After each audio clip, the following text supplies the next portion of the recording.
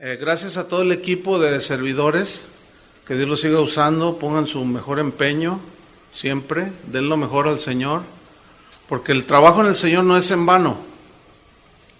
Él tiene sus planes, tiene sus propósitos, y nosotros tenemos que ser humildes en trabajar en unidad para la edificación del cuerpo de Cristo. Hay un concepto que el mundo maneja, que es el concepto de la competencia.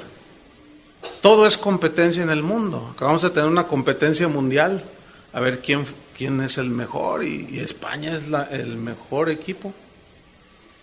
Compiten unos contra otros, se pelean, se dicen cosas, se recuerdan a su mamá y todas esas cosas, por competir. Entramos desde niñitos, se nos enseña a competir, ¿sí o no? Tú les vas a demostrar, hijo, que tú puedes, dele duro, ándale el estudio, demuéstrales a todos. Y esa actitud es humana, totalmente. Pero, atención, ese concepto de competencia no existe en la Biblia. ¿Oyeron bien eso? No existe en la Biblia. Lo que existe en la Biblia es el concepto del cuerpo de Cristo. Unido, trabajando. ¿Acaso dirá la mano derecha a la mano izquierda, no te necesito?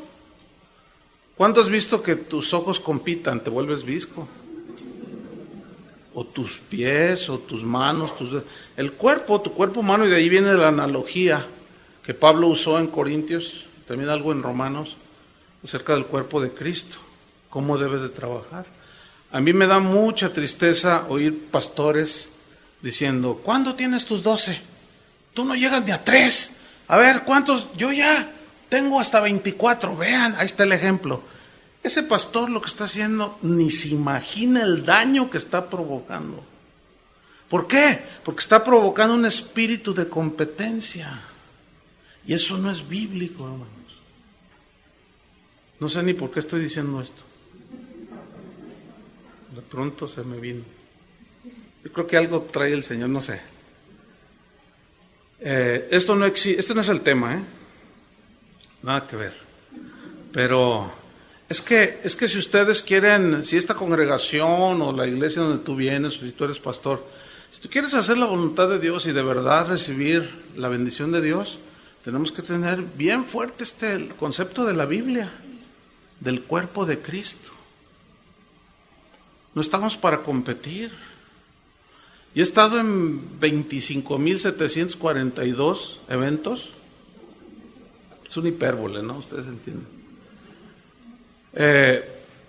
Donde es una competencia, a ver quién canta mejor, a ver quién vende más, a ver quién grita más, a ver quién... ¡Qué horrible! Yo estoy cansado de eso. Es más, yo ya hace años dejé de asistir a esas competencias olímpicas. Eso daña tanto el cuerpo de Cristo. ¿Sí? Al contrario, debemos de caminar como un cuerpo. Cada quien tiene sus funciones, sus dones, sus talentos, la sabiduría que Dios le ha puesto. Y Dios puso a cada quien en el cuerpo como Él quiso. ¿Son todos maestros? No. ¿Son todos profetas? No. ¿Todos tienen dones de sanidades? No. Y luego en Romanos, esto está en Corintios, luego en Romanos les dice que cada uno, conforme al don que recibió, ministrelo. Pero esa administración es para la edificación del cuerpo de Cristo. ¿Sí? Ya me acordé por qué les estoy diciendo esto. Era con propósito lo que dije. El propósito era de compartirles esta capsulita. Era porque yo como pastor, nosotros como pastores, sabemos nuestra función, conocemos nuestra responsabilidad y nuestra función. Y yo no voy a hacer algo que no sea mi don, ni mi llamado, ni mi talento. Yo puedo hacer muchas cosas en la iglesia, sé hacer muchas cosas, sé tocar instrumentos, sé dirigir la alabanza, sé hacer muchas cosas. Pero en un tiempo lo hice, pero Dios te va añadiendo. ¿Sí? Entonces, al entender esto, nos ha dado un entendimiento muy amplio. De manera que dirigir un equipo de cientos de servidores en la congregación donde pastoreamos, pues aparte de ser un reto, el reto, ¿saben en dónde está el reto? No tanto en dirigirlos, sino en que el Señor, el Espíritu Santo, a través de la palabra, nosotros nada más como ayudantes de Él, apliquemos los principios, y sí funciona, hermanos, fíjense. Cuando nosotros notamos espíritu de competencia entre algunos, inmediatamente, oye, a ver, ¿qué está pasando aquí? Ese espíritu no es correcto, esa actitud no es correcta. ¿Sí? Ahí en el grupo de alabanza, por ejemplo, hay como 4 bateristas, 5 bateristas. Y yo siempre estoy observando las actitudes de ellos. Si yo veo que están ahí exhibiendo, así que agarro uno de los... no sé qué. No, simplemente le digo al líder de alabanza, oye, aplácame a ese muchacho. Dile que aquí no es para hacer show, ni para competir. Porque luego a veces, oye, enséñame esta técnica de, no, tanto que me costó a mí para que... No, ¿qué pasó? Estamos para compartir, ¿no es cierto? Entonces nosotros con mucho gusto compartimos con ustedes lo que Dios nos ha dado. No nos cuesta ningún trabajo. ¿Saben por qué? Porque estamos fluyendo en el don, en el llamado que Dios nos ha hecho. Y es cuando Dios bendice, ¿verdad? Entonces yo les animo a que sigan trabajando para el Señor sin competencias, ¿de acuerdo? Porque ese espíritu también se plasma en la familia. Compiten, y más cuando los dos trabajan. Y peor cuando la señora gana más que tú. Se pone la competencia. No, somos un cuerpo. Y también somos uno como esposos. Amén. Bueno, ya la capsulita esa fue la añadidura. Ahora vámonos al tema. Para los que escriben, se titula 7 principios para vivir sin nada que ocultar. 7 principios que nos van a ayudar para vivir sin nada que ocultar, para vivir mejor. Ahora, estos principios que yo les voy a compartir, vayan abriendo su Biblia en primera carta a los Tesalonicenses, en el capítulo 2. Estos versículos que vamos a leer nos enseñan principios que se pueden aplicar, entre otras cosas, a la vida ministerial, los que somos pastores, los que somos ministros, pero también a los que son cabezas de hogar como los varones en sus trabajos, en sus negocios. Primera Tesalonicenses 2, versículo 3. De ahí vamos a leer en adelante. Entonces yo decía que estos principios se aplican en todas las esferas, ¿sí?, de la vida cotidiana y por supuesto en el matrimonio. ¿Sí? Son principios, como cantábamos, el cielo y la tierra pasará, pero mi palabra no pasará, eso dijo Jesús, ¿verdad? Entonces vamos a leer, para aprender ahora 7 principios para vivir sin nada que ocultar. 1 Tesalonicenses 2:3, dice así: porque nuestra exhortación no procedió de error ni de impureza, ni fue por engaño, sino que según fuimos aprobados por Dios, para que se nos confiase el Evangelio, así hablamos, no para agradar a los hombres, sino a Dios, que prueba a nuestros corazones. Porque nunca usamos de palabras lisonjeras, como sabéis, ni encubrimos avaricia, Dios es testigo. Ni buscamos gloria de los hombres, ni de vosotros, ni de otros, aunque podíamos seros carga como apóstoles de Cristo. Antes fuimos tiernos entre vosotros, como la nodriza que cuida con ternura a sus propios hijos. Tan grande es nuestro afecto por vosotros, les decía Pablo a los tesalonicenses, que hubiéramos querido entregaros no solo el Evangelio de Dios, sino también nuestras propias vidas, porque habéis llegado a sernos muy queridos.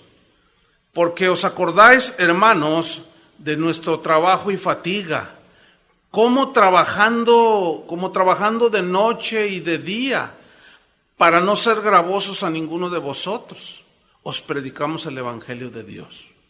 Vosotros sois testigos, y Dios también, de cuán santa, justa e irreprensiblemente nos comportamos, decía Pablo con sus ayudantes, con vosotros los creyentes. Así como también sabéis de qué modo, como el Padre a sus hijos, exhortábamos y consolábamos a cada uno de vosotros. Aquí yo veo 7 principios, son más, pero yo los reduje a 7, que son: el número 1, buenas intenciones; número 2, buenos propósitos; número 3, sinceridad. Vamos a estudiar estos versículos, le estoy dando los puntos. 1, buenas intenciones; 2, buenos propósitos; 3, sinceridad; 4, humildad; 5, buen trato; 6, entrega y dedicación. Son 2, pero pues ese es el pilón. Entrega y dedicación. Y 7, buena conducta. 7 principios que son para el matrimonio, para el ministerio, para la vida cotidiana. Entonces vamos a abarcar todas las áreas, ¿de acuerdo? Entonces vamos a ver cada uno de estos principios estudiando estos versículos. El número 1, ¿cuál fue? Dijimos, buenas intenciones. Las buenas intenciones hablan, aquí en el contexto bíblico, hablan de vivir de una manera franca y transparente, como es el lema de nuestro evento, ¿sí? Sin nada que ocultar. Y para eso necesitamos tener buenas intenciones. Cada esposo, cada esposa, cada padre de familia, cada madre, necesitamos tener buenas intenciones entre nosotros. Es decir, que debemos de conducirnos en nuestro hogar con nuestra esposa, la esposa con el esposo, los padres con los hijos con los padres que aprenden de nosotros. Debemos de conducirnos de una manera franca y transparente, ¿sí? Ese es lo que la palabra nos muestra. Vamos a 1 Tesalonicenses 2:3, ahí está el principio de buenas intenciones. Fíjate lo que dice Pablo a los tesalonicenses: porque nuestra exhortación no procedió de error. A ver, ¿dónde está el principio? Bueno, vamos a estudiarlo. Aquí la palabra exhortación significa consolación, manera de acercarnos a alguien, las intenciones, pero habla de las intenciones. Entonces Pablo dice, nuestra exhortación o el acercarnos a ustedes para hablarles el evangelio y compartirles no procedió de error. A ver, digan todos, error.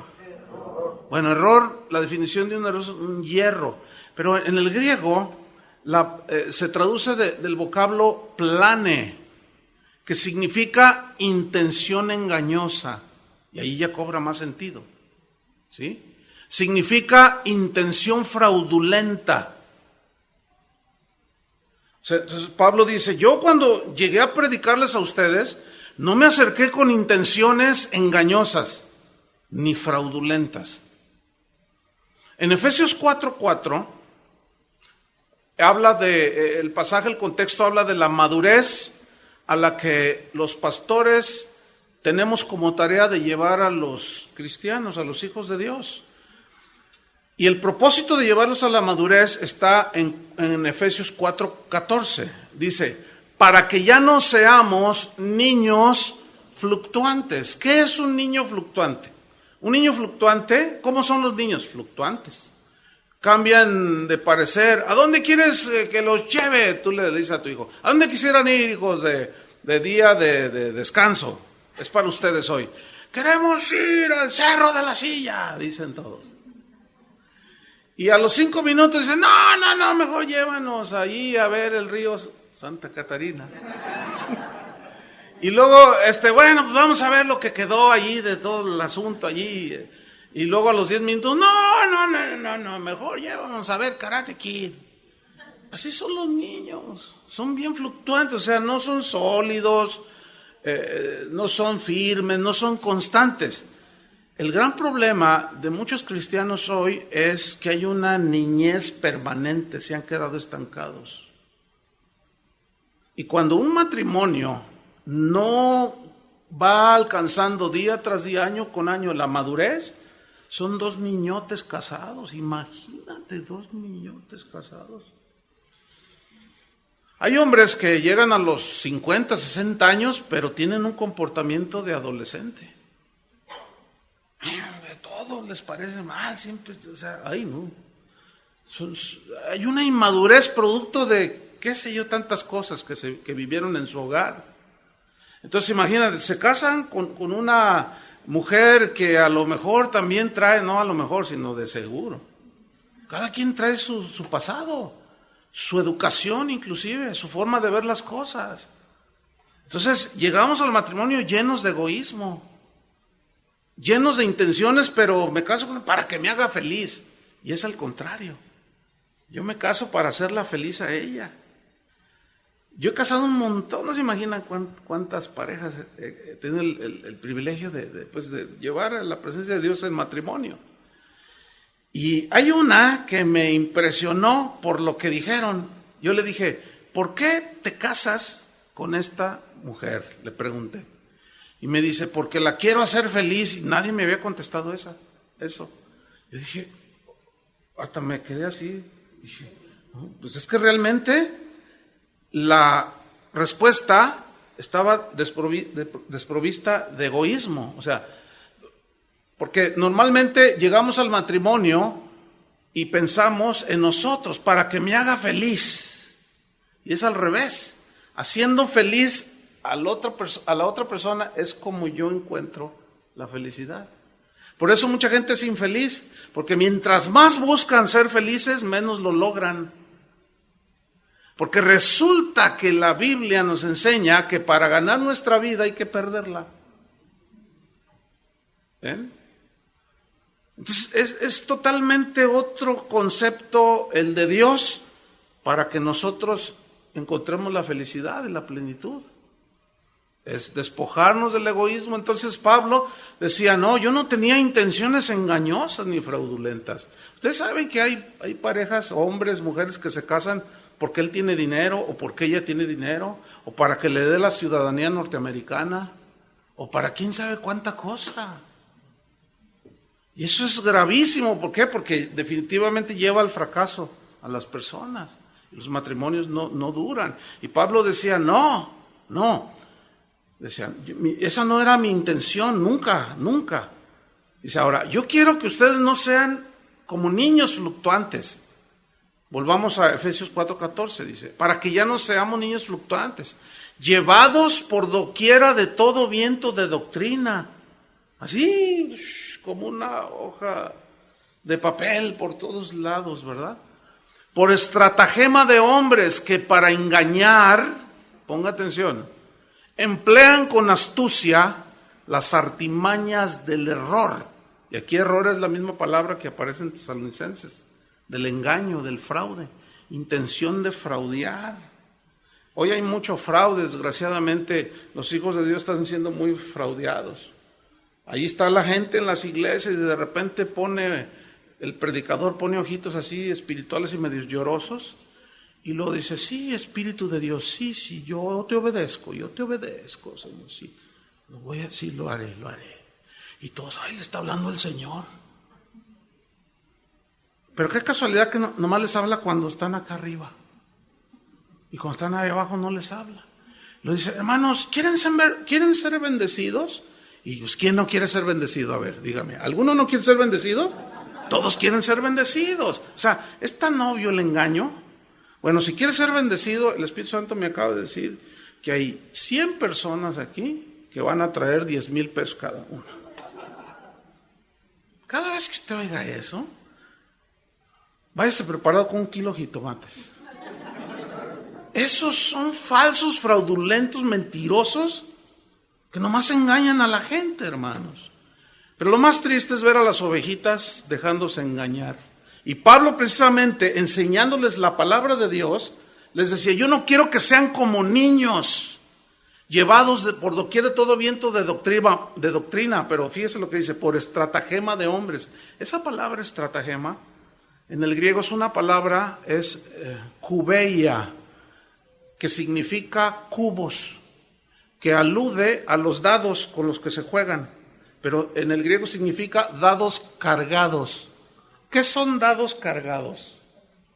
Tramposos, como los casinitos que tienen aquí alrededor, que atrapan a la gente. Los dejan ganar una vez y los despelucan 20. Así son, ¿a poco no? Pero lo más triste es que las autoridades permitan eso. Es pura robadera. Pero los dados cargados son a favor del jugador para estafar al otro. ¿Sí o no? Entonces ya lleva una intención. Así son los falsos maestros. Así es la naturaleza humana, con tendencia a lo engañoso, a lo fraudulento. Hermanos, tú no debes de usar dados cargados para engañar, manipular a tu esposa o a tu esposo. ¿Me expliqué? No, las intenciones tienen que ser limpias. Porque un día vamos a dar cuentas a Dios. ¿Qué más dice Pablo en 1 Tesalonicenses? De allí no se muevan, pongan una ceñita ahí, ¿verdad? Entonces, dice, nuestra exhortación no procedió de error ni de impureza. Esta palabra impureza viene de una palabra griega akatarsia, que tiene que ver con intenciones sucias e inmorales. O sea, intenciones sucias e inmorales. Y cuando hablo de inmoralidad, el texto nos marca que inmoralidad de todo tipo, ¿sí? Incluye las sexuales, todo. Y dice Pablo, no, mi proceder hacia ustedes no tuvo que ver con eso. ¿Cuántas parejas llegan al matrimonio solamente por intenciones puramente sexuales? Es increíble. No se nos enseñó a amar. Bueno, yo crecí en una familia que no era cristiana, era religiosa. No tuve acceso en mi juventud, en mi niñez, a la enseñanza de la palabra de Dios. Pero nuestros hijos sí. Ya tuvieron acceso. Yo les comentaba el día de ayer de respuestas que a mí en lo particular me bendicen. Mi hijo diciendo que él se va a guardar para con la mujer con la que se case. Eso a mí me bendice y eso glorifica a Dios. ¿No es cierto? Entonces Pablo dice, no, tampoco había ninguna intención de este tipo, de intención impura. ¿Se acuerdan de José, uno de los hijos de allá de los 12, el pequeño de los 12 hijos de Israel? ¿Se acuerdan que cuando él fue a parar allá en la casa de Potifar, allí Potifar tenía a su señora? ¿Se acuerdan? Esa señora no tenía escrúpulos. Esa señora era malandrina, era malvada esa señora.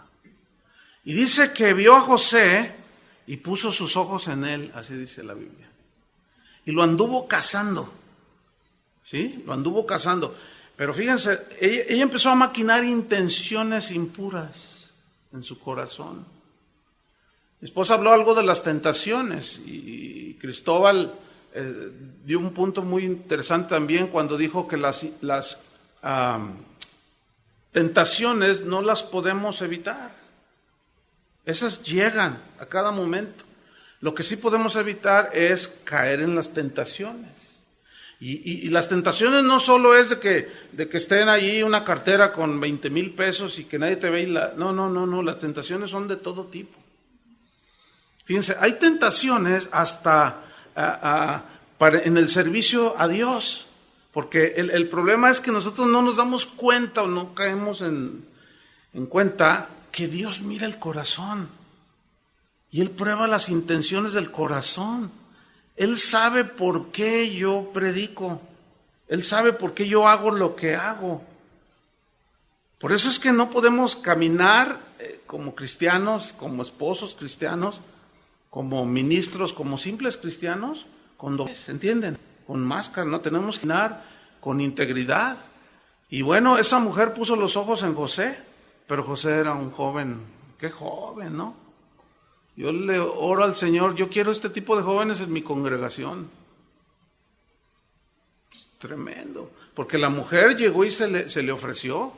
Y él dijo esto, no, ¿cómo? Dice, tu marido me dijo que cuidara todo, que pues yo podía administrar toda su casa, pero que, no, tú eres su esposo. ¿Cómo haría yo ese mal? Dijo él. ¿Cómo haría yo tan grande mal? Dijo.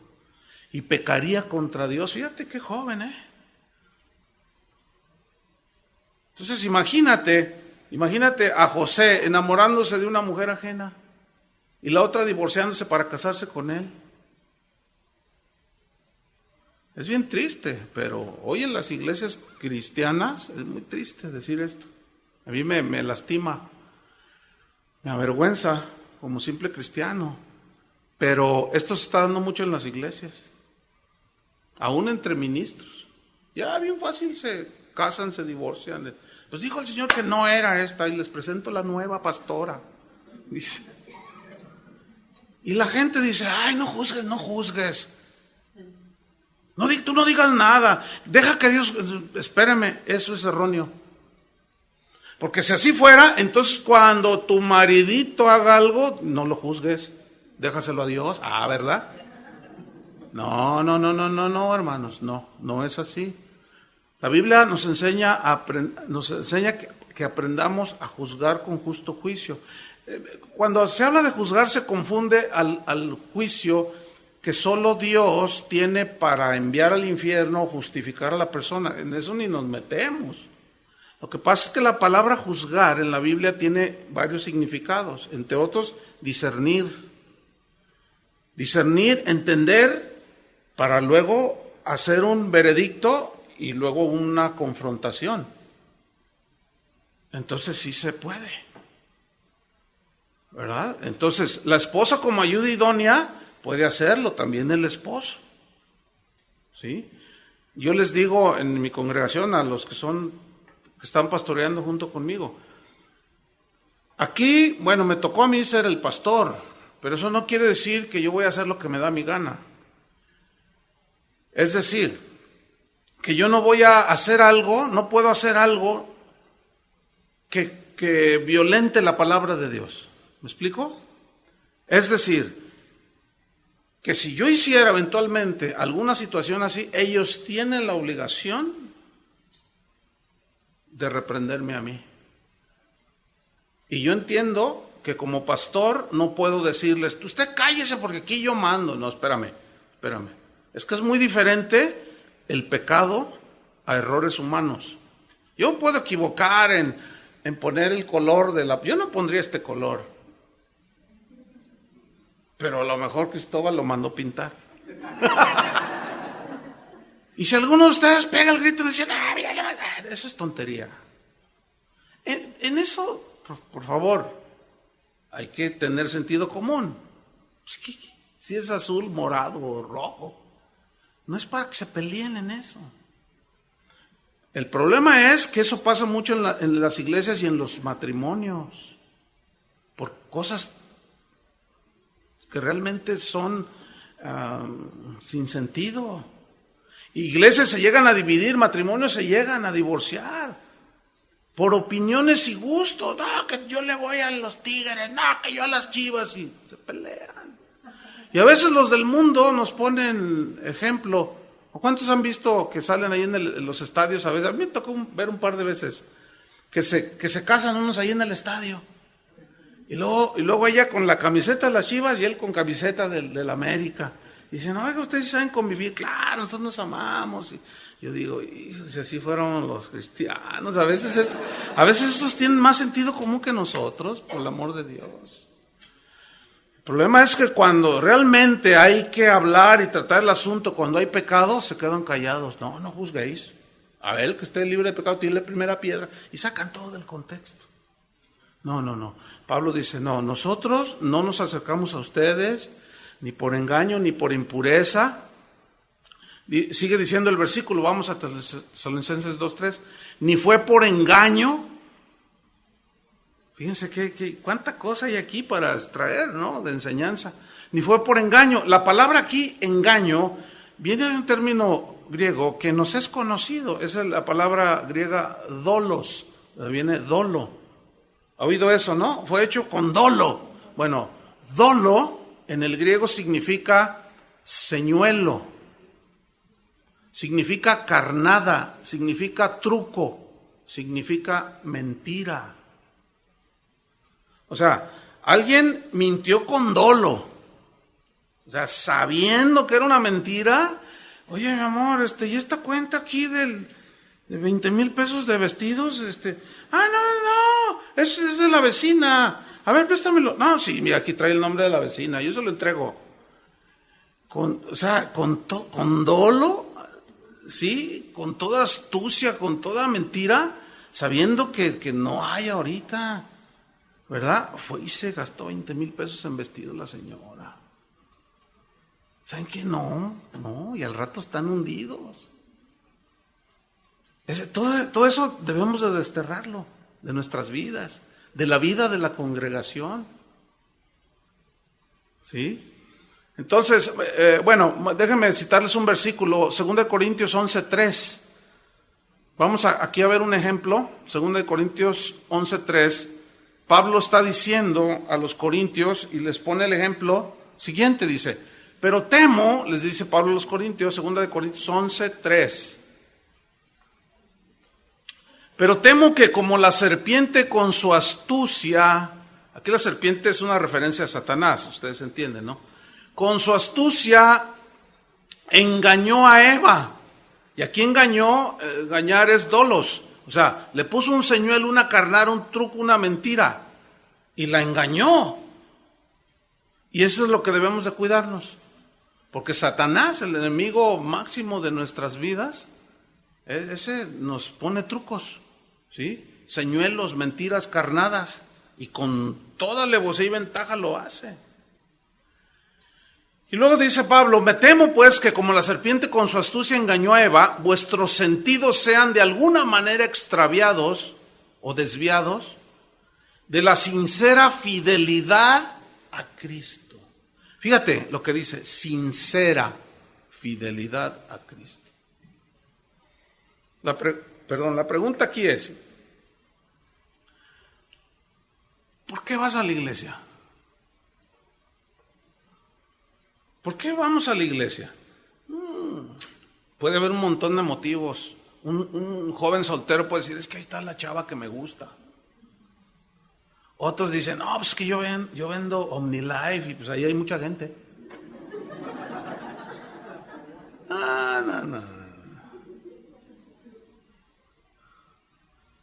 Y hay un montón de motivos. No hay una sincera fidelidad a Cristo. Yo puedo estar ahí en la alabanza y levantar mis manos y todo y tener mi mente en otra onda. ¿Y qué es lo que nos desvía de la sincera fidelidad a Cristo? Los engaños, como a Eva. Bueno, que nada nos extravíe de la sincera fidelidad entre ustedes como esposos. Que nada. De la sincera fidelidad el uno con el otro. Hay que guardar esto. Dios nos dio este tesoro, hay que guardarlo. Entonces, ¿cuál fue el número 1? Principio número 1, buenas intenciones. El número 2, buenos propósitos. Se parecen, pero lo que pasa es que buenos propósitos aquí habla de deseos fuertes para hacer algo para Dios. Pero también de deseos fuertes de hacer algo para alguien. En este caso, el de hacerle un bien a tu esposa. ¿Entendieron? A tu esposo. Los esposos debemos de tener buenos propósitos, deseos fuertes de que ambos, o sea, esposo y esposa, sirvamos primeramente a Dios, agrademos, busquemos como familia agradar a Dios. Ese debe ser prioridad número 1, agradar a Dios como familia. 1 Tesalonicenses 2:4. Aquí es donde está lo de buenos propósitos, fíjate. 1 Tesalonicenses 2:4 dice: sino que según fuimos aprobados por Dios para que se nos confiase el Evangelio. O sea, Dios, dice Pablo, nos confió el Evangelio, nos tuvo por fieles y nos puso en el ministerio y nos confió el Evangelio. Y como se nos confió el Evangelio, fíjate la frase que viene a continuación, así hablamos. O sea, con fidelidad, con transparencia. Dice, no como para agradar a los hombres, sino a Dios. Aquí el marido, en primer lugar debemos de agradar a Dios, pero el orden de prioridades es enseguida agradar ¿a quién? ¿A tus hijos? ¿A tu secre? ¿A tus compañeros? ¿A los hermanos en la iglesia? ¿A quién? A tu esposa. Ese es el orden del amor.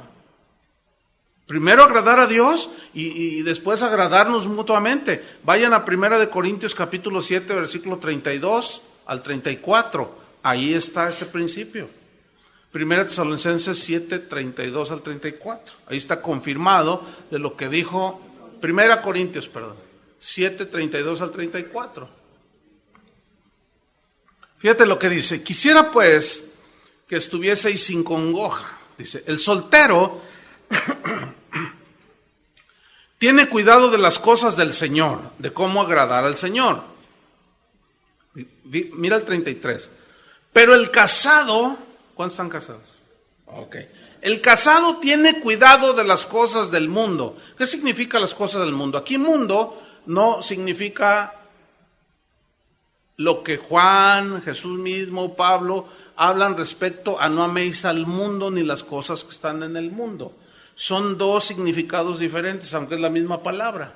Aquí las cosas del mundo significa las cosas cotidianas, las cosas que necesitamos para sostener a una familia, ¿sí? Que son, bueno, el trabajo, el afán, el interés, la preocupación porque nuestra familia esté bien, nuestros hijos. Pero allí debe de haber un límite, una medida, ya mi esposa lo explicó, ¿sí? Entonces debemos de recordar. Aunque después yo les animo a que escuchen de nuevo las enseñanzas. Luego aparecen ahí en la página de Casa de Oración Monterrey, ¿verdad? Ahí va a haber un link en Casa de Oración Guadalajara y ustedes hacen clic y vuelven a escuchar todo, ¿sí?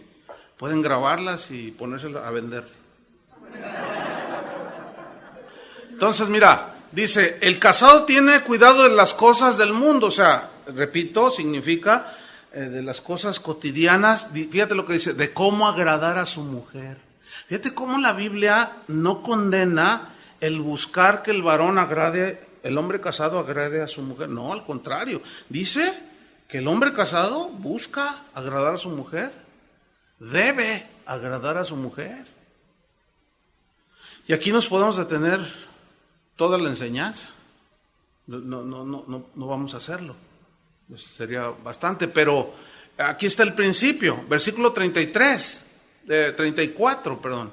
Dice, hay asimismo diferencia entre la casada y la doncella. La doncella tiene cuidado de las cosas del Señor, para ser santa así en cuerpo como en espíritu, pero la casada tiene cuidado de las cosas del mundo, de cómo agradar a su marido.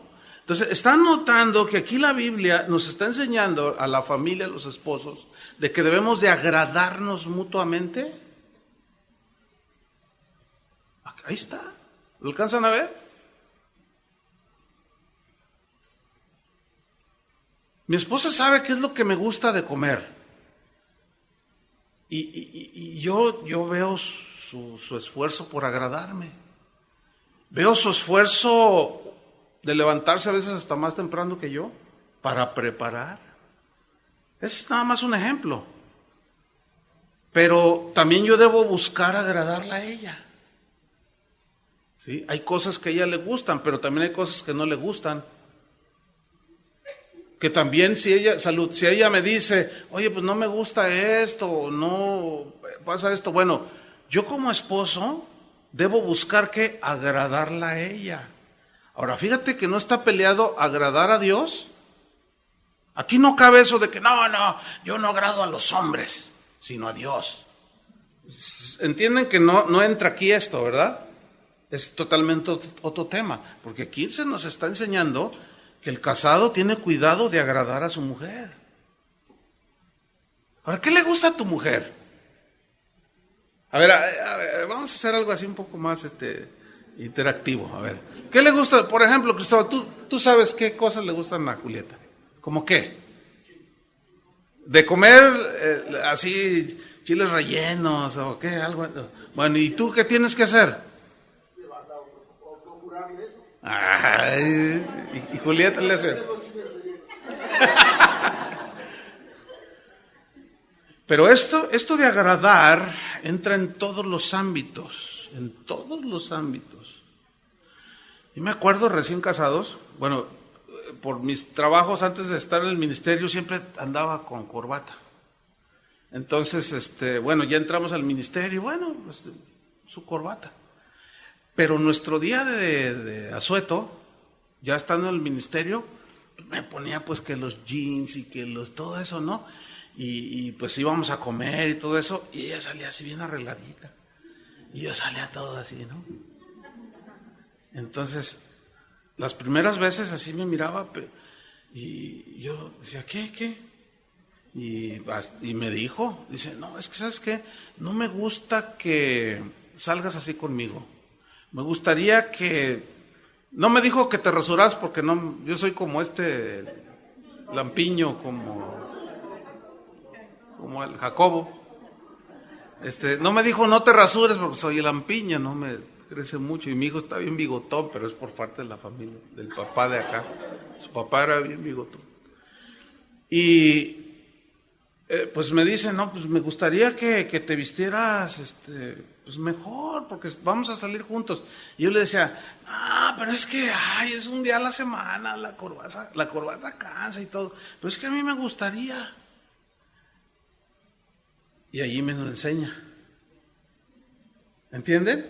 Ahí es donde ya tengo que negarme.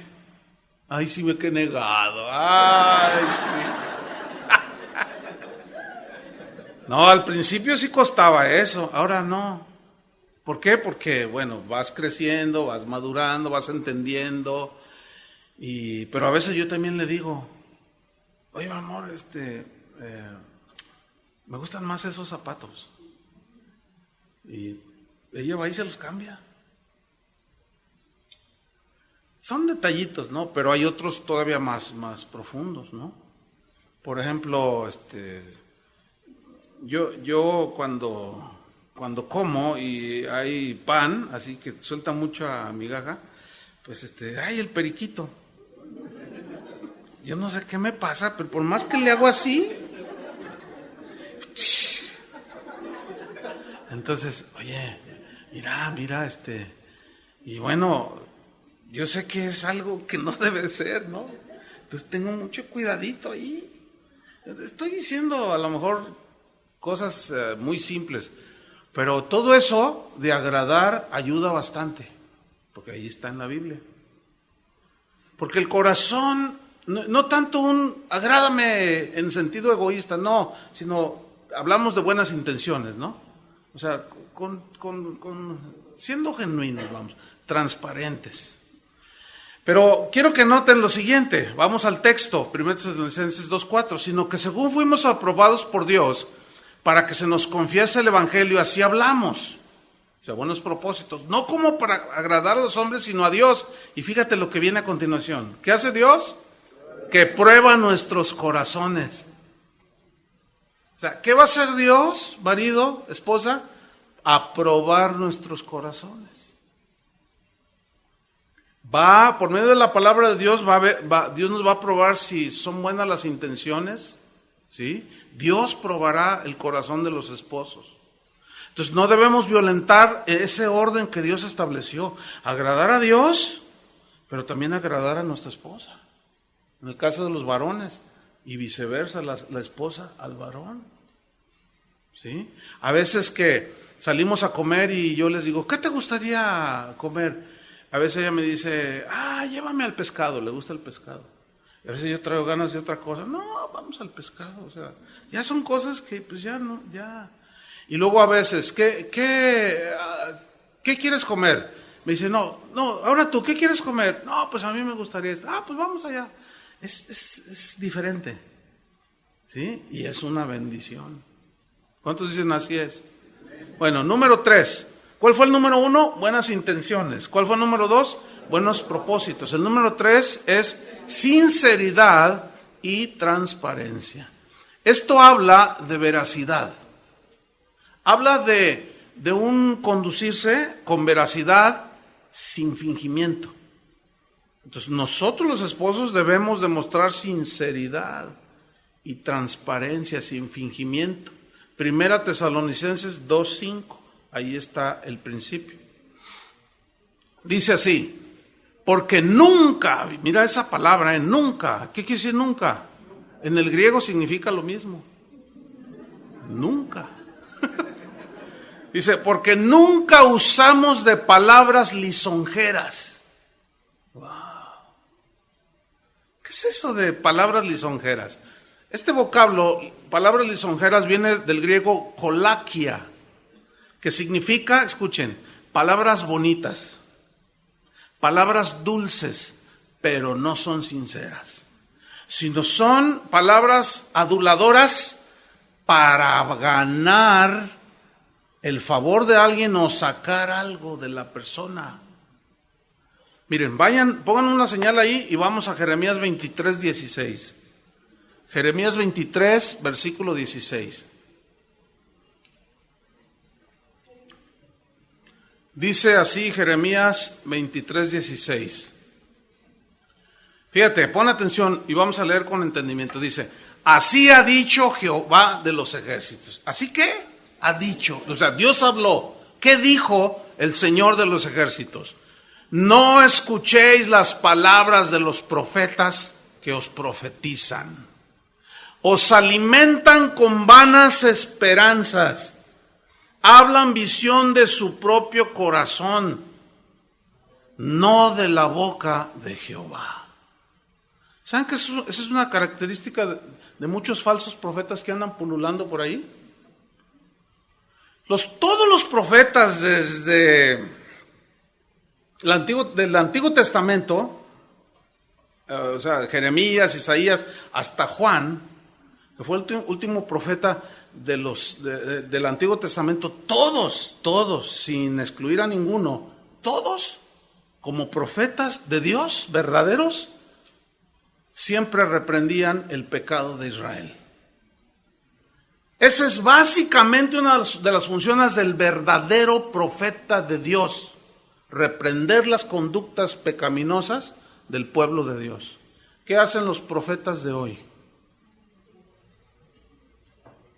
¿Reprenden el pecado? No. Puras lisonjas. Y ahí está, ¿verdad? El que se dice profeta. Y dice, tú, Cristóbal, tú eres el hombre de Monterrey. Es más, ahorita te establezco como apóstol. Yo veo en ti, en tu esposa. Oh, sí, padre, oh. Ay, hasta aquí sé qué me da. Yo te veo multitudes, veo edificios que vienen a tu vida, carros, Dios te va a prosperar. Y el otro se la cree. Pero ese mismo profeta lisonjero, que él puede ver que hay de todo ahí en esa iglesia, competencia, pecado, mundanalidad, y no dice nada. ¿Por qué? Porque es un falso profeta, que nada más adula para sacar provecho. Bueno, pues ese profeta, después de marearse allí a Cristóbal y a Julieta, lo invitan a Guadalupe, aquí cerquita, o a Linares, un poco más lejitos, o acá, las colonias por acá, y ahí está el mismo profeta. Y le dice exactamente lo mismo que le dijo a... Véanlos en YouTube, o en Tuyu, como dijo un hermano. Ahí en Tuyu lo vi yo, dice.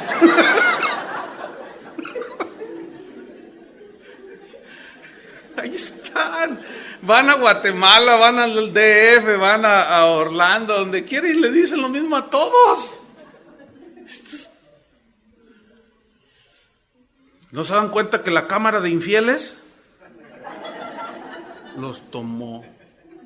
Son mentirosos. Fíjate lo que dice Judas, versículo 16. Judas. hablando de los aduladores.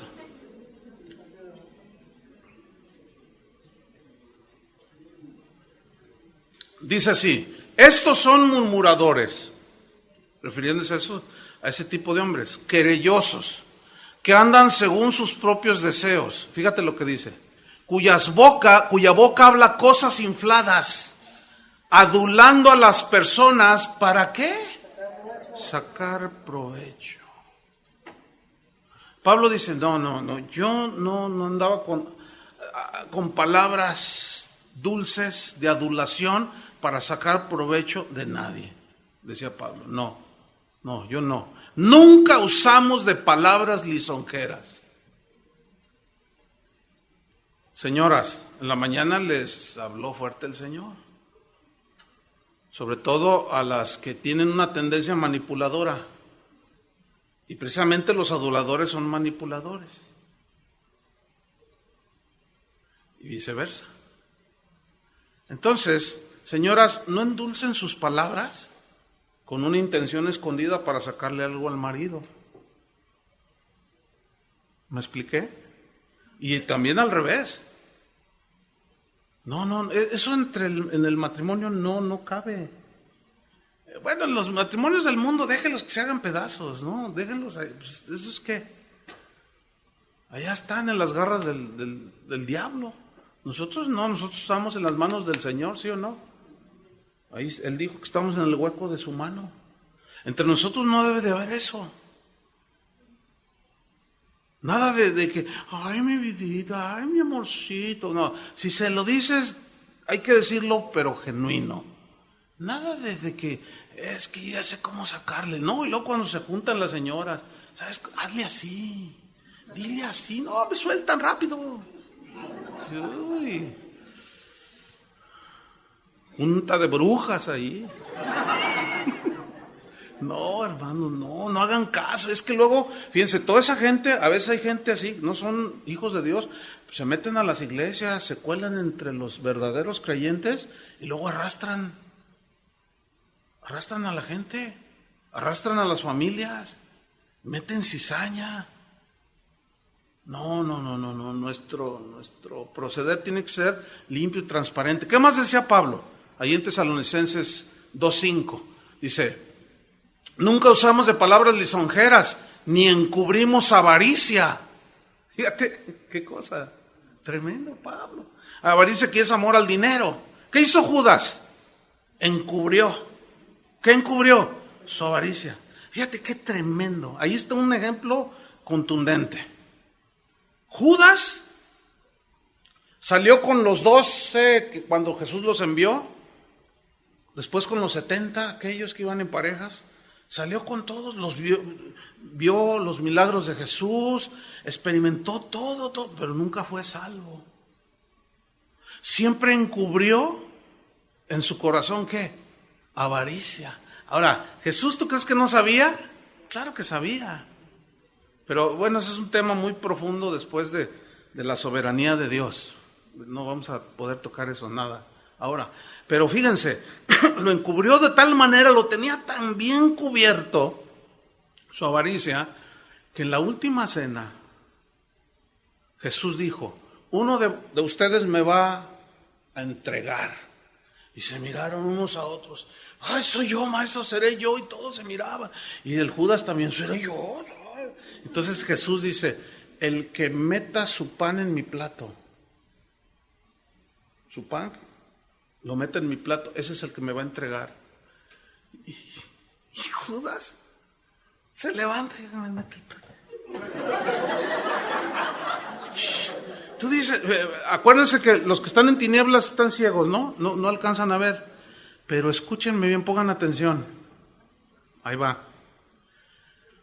Jesús le dice, se entiende que al oído, porque en aquel entonces no había mesas como, esos cuadros que pintan no son genuinos, no eran mesas como las que hoy conocemos.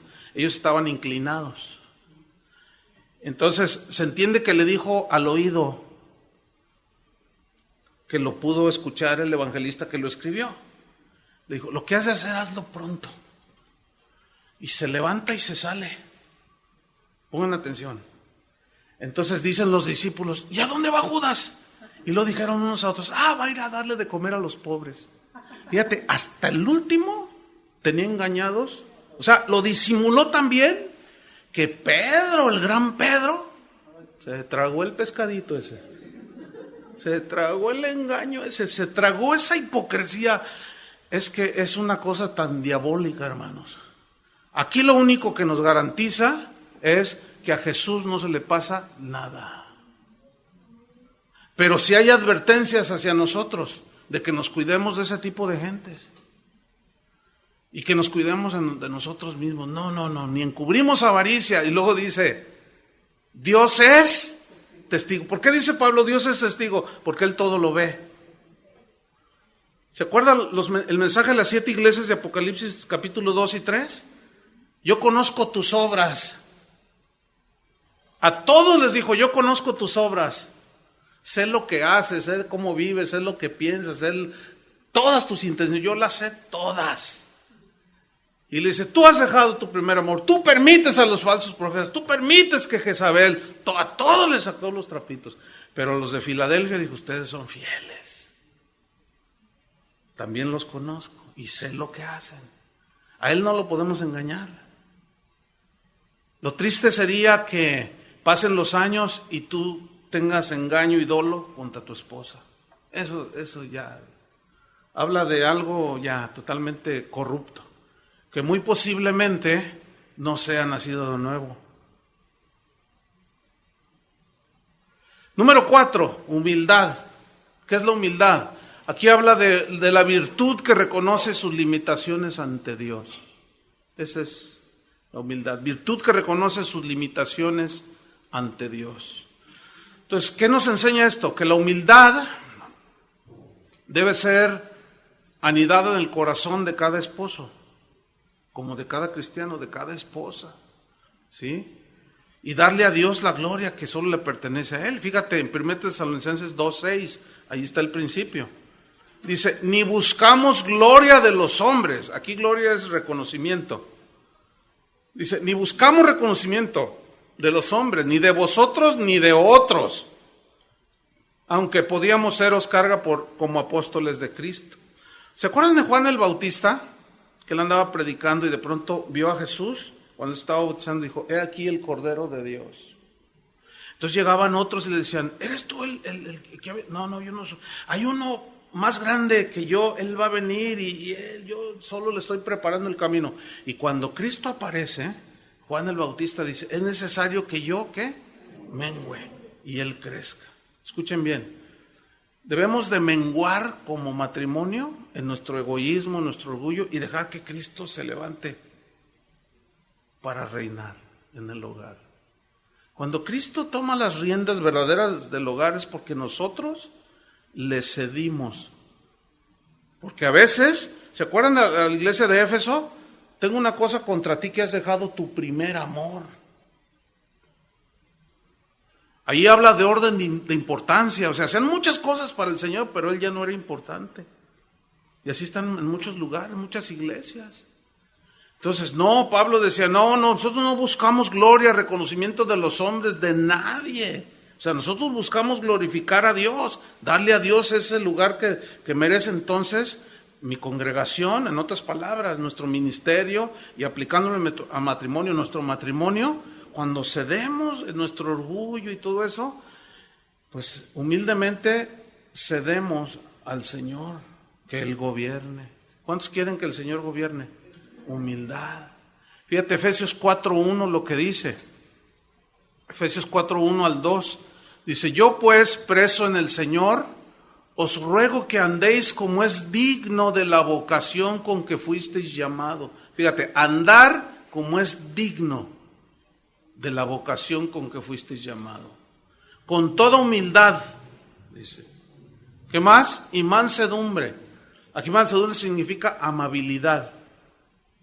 O sea, aplicándolo a la familia, ¿verdad? Con toda humildad delante de tu esposa, o sea, despojándote de tu orgullo, siendo amables, soportándoos con paciencia los unos a los otros, el uno al otro. ¿Cómo? En amor.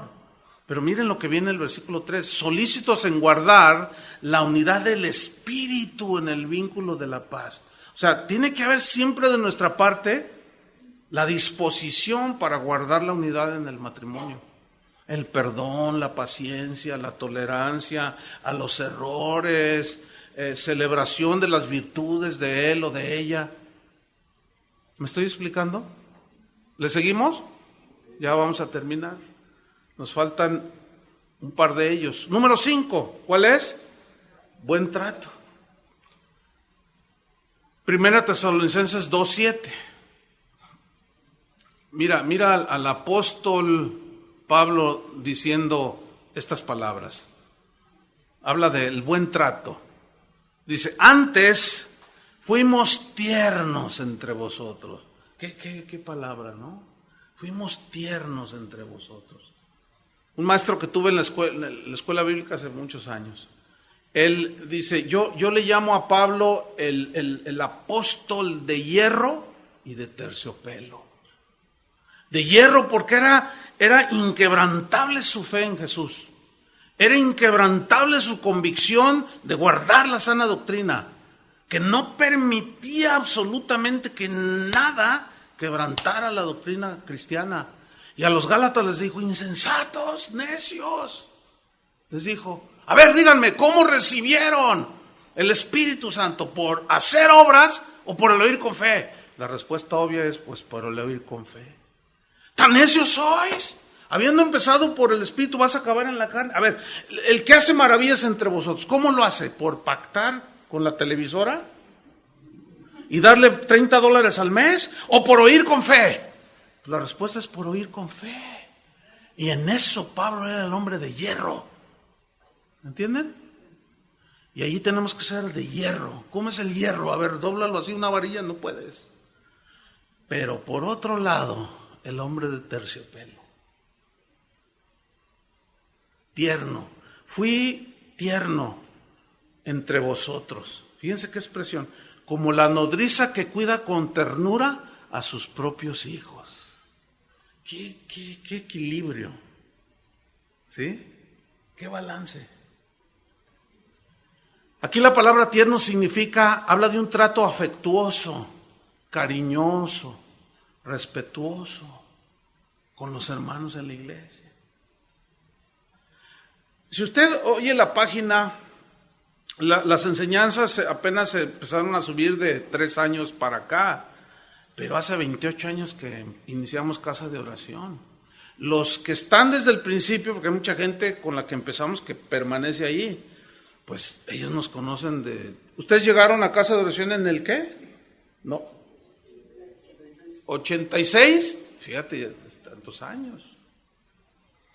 Pero la gente que nos conoce, si usted entra a la página, nunca ha entrado y escucha algunas enseñanzas, usted dice, ay, ese Chuy es un ogro, ay, ese Chuy, porque la gente me lo ha dicho, ay, ese Chuy es, no sé, ay, usted, quién sabe que usted es muy duro y que usted habla muy directo y que quién sabe qué, y ay, me infunde temor, y ya no les digo nada, no me conoce, y tampoco voy a tratar de convencerlos de otra cosa, pues, ¿cómo?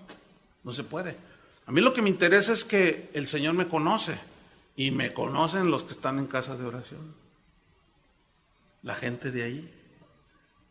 Y saben perfectamente. Los niños en Casa de Oración son bien atendidos.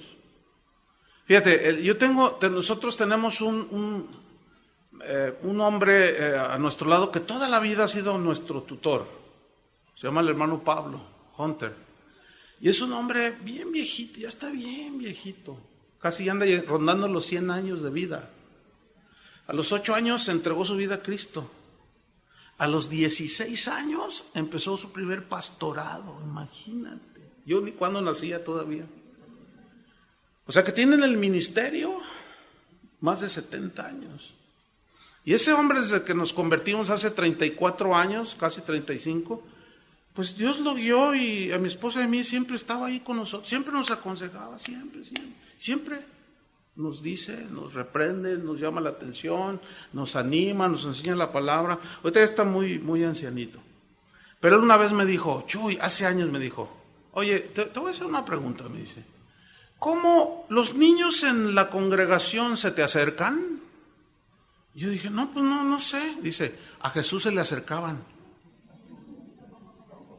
¿Sabes por qué se le acercaban los niños a Jesús?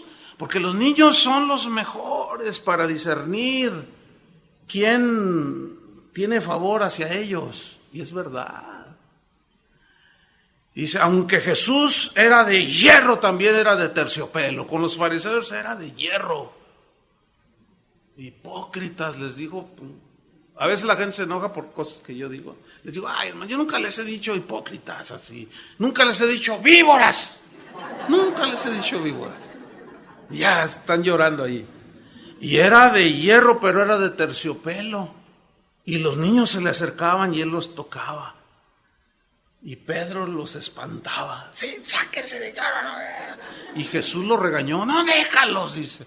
El texto dice, dejadlos, y así se oye así como, dejadlos, venir a mí, así como medio romántico. No, el texto del original es de regaño. Dejadlos, déjalos, quítate a un lado. Deja que los niños se me acerquen, no se los impidas. Ahora, ¿por qué los niños se acercaban a Jesús? Pues algo había en Jesús. Entonces me dice, si los niños no se te acercan, algo anda mal contigo, me dice el hermano Pablo.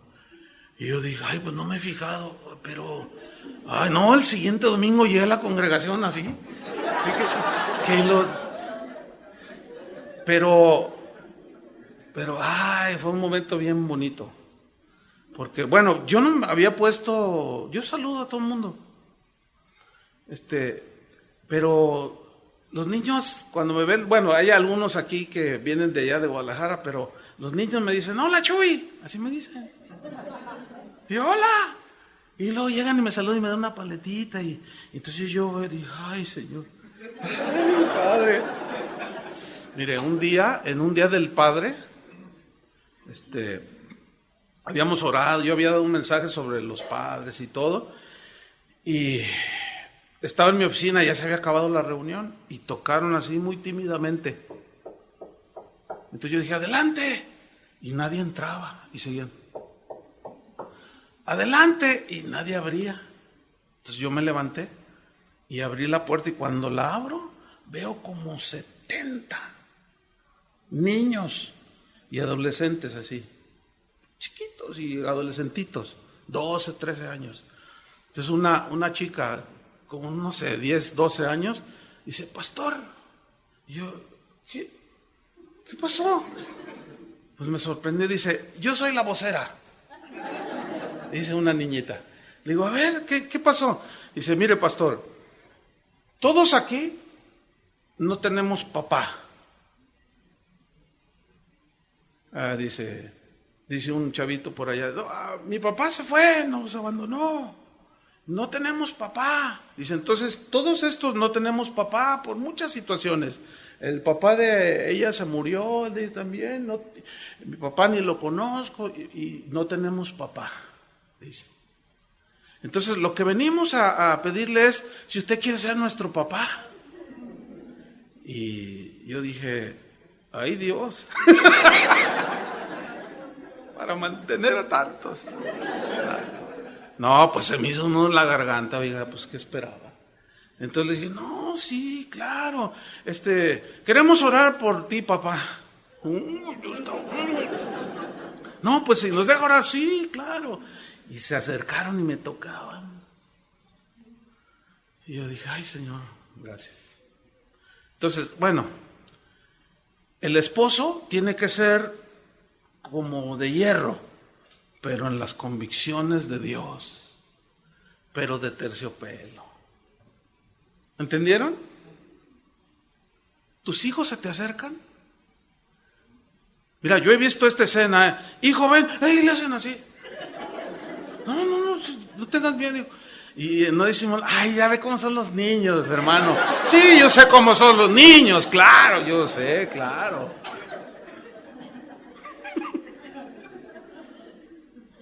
De hierro y de terciopelo, buen trato. Pablo dijo, maridos, amad a vuestras mujeres así como Cristo amó a la iglesia y se entregó. ¿Qué trato tuvo el Señor con nosotros, no es cierto? Y el sexto, entrega y dedicación. Primera Tesalonicenses 2:9. Porque os acordáis, hermanos, de nuestro trabajo y fatiga.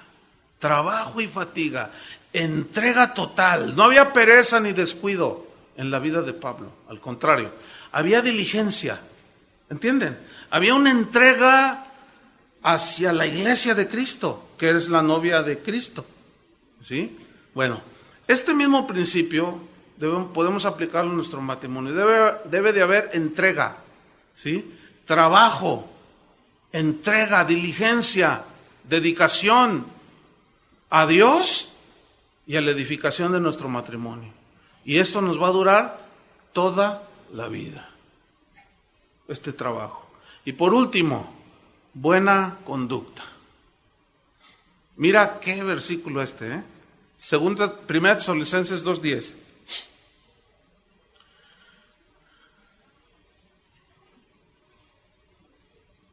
Dice, vosotros sois testigos, y Dios también. Pablo, realmente San Pablo, hermanos, era un verdadero ministro de Dios. Increíble. La verdad que cuando él dijo, sean imitadores de mí así como yo de Cristo, me atrevería a decirles eso a los hermanos. Ay, yo cuando le hablo a pastores, algunos han estado en algunas conferencias de pastores, lanzo un reto, un desafío, pero claro, yo estoy incluido ahí, ¿no?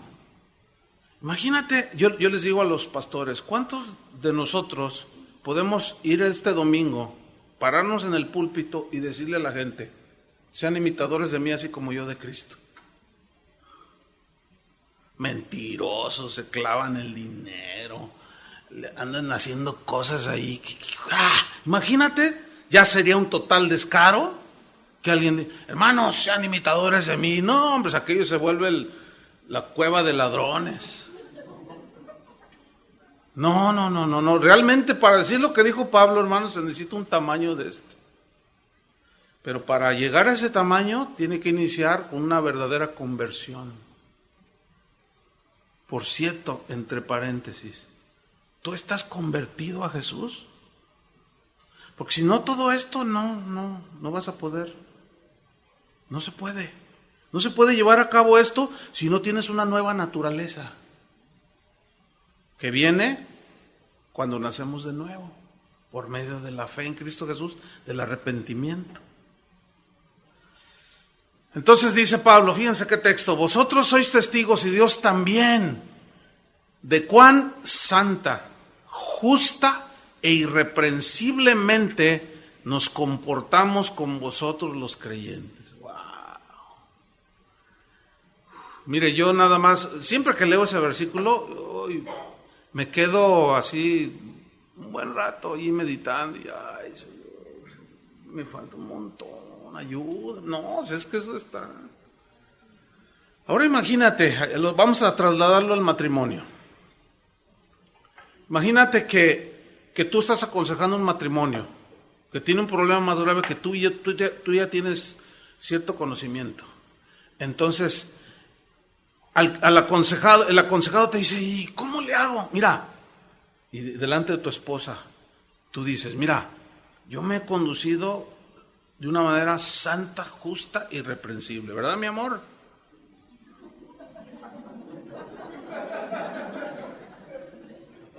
¿Sabes qué significa irreprensible? Que no hay nada que acusar, que es alguien que inclusive si se le acusa, no se lo pueden probar porque es inocente. Alguien que no tiene cuentas pendientes, vamos. Eso significa ser irreprensible.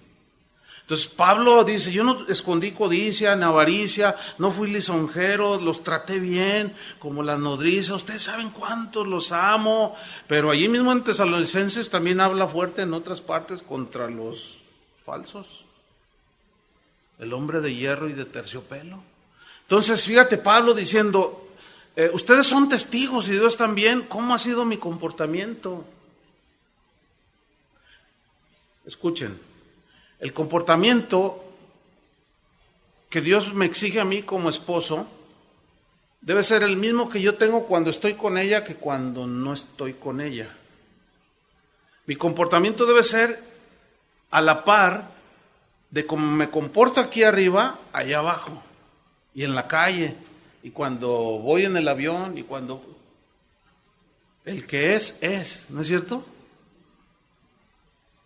Y eso la verdad, solo por la gracia de Dios podemos hacerlo. Es todo un reto, ¿sí o no? Porque ser como son la gente del mundo, pues es bien fácil. Por eso nadie se esfuerza. Es bien fácil ser maldiciente y es bien fácil. ¿Eso qué? Pero para Dios, por eso nos dio el Espíritu Santo que mora en nosotros. Para poder tener este comportamiento, fíjate. Un comportamiento limpio, justo e irreprensible. Que nuestra esposa no tenga nada que decir de nosotros. Y si transgredimos algo que hirió el corazón de la esposa, el marido humilde pide perdón. Como ora en la mañana. Qué tremendo, ¿no? Bueno, estaban aquí cerca, yo podía verlos, inclusive escuchar a algunos hombres diciéndole, perdóname, ¿me perdonas? Y algunos así como, no, es que ahí están las heridas, ¿no? Perdóname, por favor, en el nombre del Señor. No, sí te perdono. Y algo se rompe allí y comienza a fluir otra vez lo que detenía la bendición de Dios. Es decir, que nosotros debemos de vivir la vida matrimonial sin que mi esposa tenga algo que acusarme, que yo no haya saldado con ella. ¿Entienden? Porque una vez saldada la cuenta, se perdona, la sangre de Cristo nos cubre, nos limpia y seguimos adelante. ¿Sí? ¿Qué apóstol? Este sí era un apóstol. No, si Pablo viniera hoy y viera a los apóstoles de hoy, yo no sé qué haría. Terminamos, versículo 11. Así como también sabéis de qué modo, dice, como el Padre a sus hijos, exhortábamos y consolábamos a cada uno de vosotros. Fíjate qué versículo. ¿Cuántos hijos tienes? 2, 3, 4, 2, 1, 3. La familia de mi esposa fueron 12. Mis suegros murieron en los caminos del Señor. No tuvieron tiempo o sea, ellos se convirtieron cuando ya estaban crecidos. Pero aquí me llama la atención a cada uno de vosotros. O sea, si tú tienes 3 hijos, en realidad son 4 cada uno de vosotros. Bueno, con tu esposa, ¿qué? Con tus hijos, como a padre, como un padre verdadero, te acercas a ellos, los consuelas, los exhortas, los reprendes, les llama la atención, los diriges, ¿sí? A tu esposa, también la guías, la consuelas, a cada uno. Tú tienes que tener con cada uno un momento, sin favoritismos, como nos compartía mi esposa en la mañana. Eso daña mucho. Sintetizamos. 7. ¿Cuál fue el número 1? Buenas intenciones. 2. Buenos propósitos. 3. Sinceridad y transparencia. 4. Humildad. 5. Buen trato. 6. Entrega y dedicación. Y 7. Buena conducta. ¿Sí? Que si ustedes se fijan, todos van entrelazados. Parecen lo mismo, pero no. Que la buena conducta era el trato también. ¿Sí? Y la humildad es una conducta. Y todo esto, hermanos, solamente se puede por la gracia de Dios. ¿Cuántos necesitan la gracia de Dios? Me gustaría orar por ustedes. Pónganse de pie. Oremos y pidámosle a Dios su gracia. Gracias te damos, Señor. Padre, en el nombre de Jesús, estamos agradecidos. Estamos contentos, Señor, por este día y medio que tú nos regalaste. Gracias porque en tu bondad permitiste que estuviésemos aquí, Señor. Hemos escuchado tu palabra, hemos escuchado tus consejos y notamos, Señor, que tú eres amor, pero ese amor que también es inflexible. Nunca vas a romper tu palabra, nunca vas a permitir que se violente. Pero por otro lado eres tierno, paciente, misericordioso, y de ti aprendemos. Y ese es tu trato hacia la iglesia, que es tu esposa. Y de esa analogía de Cristo, el esposo, y la iglesia, la esposa, aprendemos, Señor Jesús. De tu trato, de tu humildad, que te despojaste a ti mismo.